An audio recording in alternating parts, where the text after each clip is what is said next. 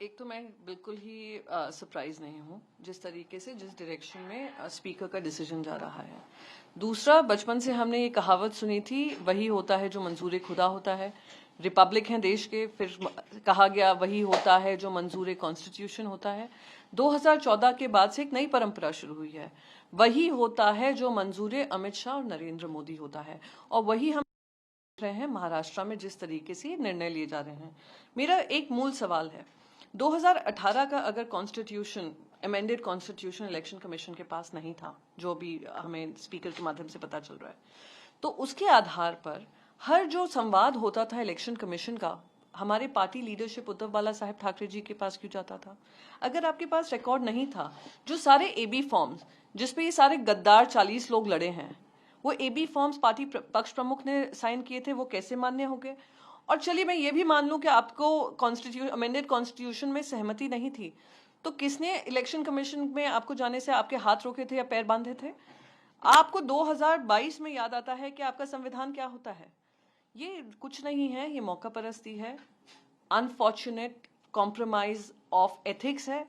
जिस चीज को सुप्रीम कोर्ट ने इलीगल और अनकॉन्स्टिट्यूशनल बोला था, उसको वैध करने का काम हो रहा है, ये दुर्भाग्यपूर्ण है। वो आगे ये भी कह रहे थे कि यूबीटी गुट के पास कोई रिकॉर्ड नहीं है, कोई आपके पास कोई मटेरियल भी नहीं है।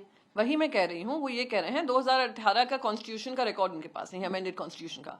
तो मेरे इलेक्शन कमीशन से एक ही सवाल है, आप इंट्रा पार्टी डेमोक्रेसी की बात कर रहे हैं, आप भारतीय जनता पार्टी से पूछे, इंट्रा पार्टी डेमोक्रेसी तो दूर की बात है, इंटर अलायंस डेमोक्रेसी है कि नहीं उनके पास? दूसरी बात, आप कह रहे हैं आपके पास रिकॉर्ड नहीं था। रिकॉर्ड नहीं था तो आपने सारे एबी फॉर्म्स को मान्यता किस आधार पर दी?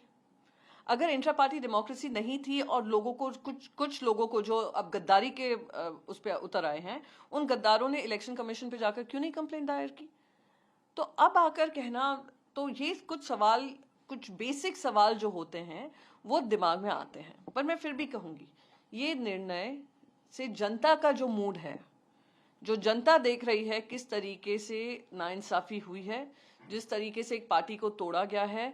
आप मान लो ये हो गया है कि आपके घर में चोरी होती है, आप पुलिस स्टेशन जाकर कहते हैं मेरे घर में चोरी हुई है, आप उनको ये बोल देते हैं, पुलिस ये कह देती है कि ये चोरी जो हुई है, जो चोरी का सामान है, वो चोरों को बिलोंग करता है, जो ओरिजिनल ओनर है उसको नहीं। आज जो काम हुआ है वही हुआ है इलेक्शन कमीशन के निर्णय से को लेकर, और आज इलेक्शन कमीशन का ये कहना कि हमारे पास ये कोई रिकॉर्ड नहीं है 2018 के अमेंडेड कॉन्स्टिट्यूशन का।